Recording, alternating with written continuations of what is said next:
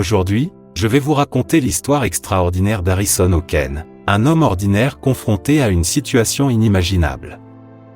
Ce récit, qui se déroule au large des côtes du Nigeria en 2013, est celui d'une survie miraculeuse dans l'une des conditions les plus hostiles que l'on puisse imaginer.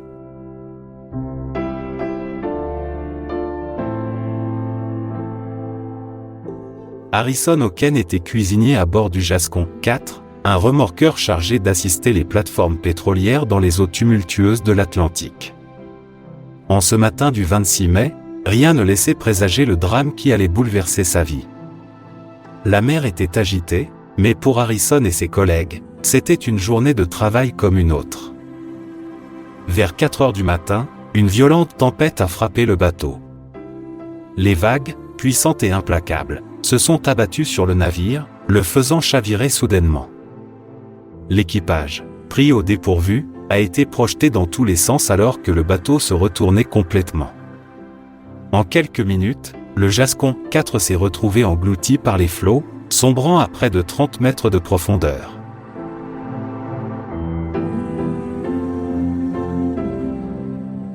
Harrison, qui était dans la salle de bain au moment de l'accident, a senti l'eau glaciale envahir le compartiment. Désorienté, il a réussi à s'extirper et à trouver un espace confiné qui était miraculeusement resté au sec. Une petite poche d'air dans la salle des machines. Mais cette poche d'air n'était pas une véritable protection. Piégé dans l'obscurité totale, entouré par les débris de l'épave et l'eau glaciale, Harrison savait que chaque seconde comptait. Dans cette prison de fer et d'acier, la température chutait rapidement. Harrison n'avait ni nourriture, ni eau potable, et l'air qu'il respirait devenait de plus en plus vicié. Le temps s'écoulait lentement, chaque minute ressemblant à une éternité. Pour ne pas sombrer dans la panique, il s'est accroché à ses souvenirs. Il a prié, s'adressant à Dieu pour qu'il lui donne la force de tenir. Il pensait à sa femme, à sa famille, et à toutes les choses simples de la vie qu'il pourrait ne jamais revoir. Malgré le désespoir, une petite étincelle d'espoir brûlait en lui. Il croyait encore qu'il serait sauvé.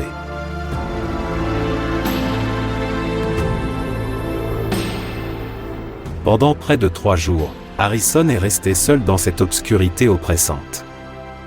Il entendait parfois des bruits inquiétants, les craquements de l'épave instable, les grondements sourds de l'océan, et pire encore, le silence lourd et terrifiant. Alors qu'Harrison luttait pour sa survie, une équipe de plongeurs était envoyée pour une mission bien différente: récupérer les corps des marins disparus. Personne ne s'attendait à trouver des survivants dans l'épave immergée. Le 28 mai, les plongeurs ont pénétré dans le Jascon 4, guidés par des projecteurs éclairant les ténèbres aquatiques. Lorsqu'ils ont atteint la salle des machines, ils ont été stupéfaits. Une main est apparue dans la lumière de leur lampe, agrippant un morceau de métal. Au départ, ils ont cru qu'il s'agissait d'un corps inerte. Mais soudain, la main a bougé.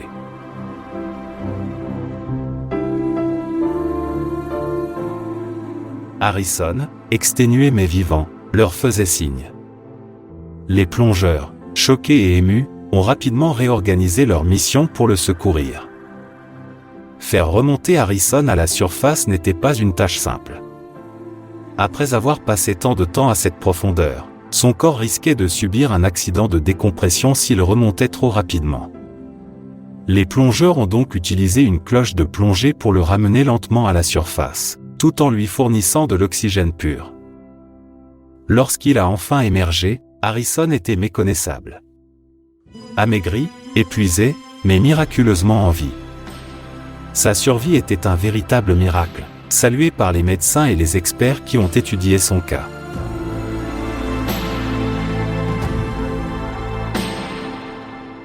Harrison a expliqué que sa foi et ses prières l'avaient aidé à tenir. Il a raconté comment il avait utilisé des souvenirs heureux pour garder son esprit alerte et ne pas céder à la folie. Cette histoire incroyable est devenue un symbole de résilience et de détermination. Aujourd'hui encore, le nom d'Harrison Oken est évoqué comme un exemple de survie exceptionnelle. Il est retourné à une vie normale, mais son aventure en mer reste gravée dans les mémoires comme un rappel de la force de l'esprit humain face à l'adversité.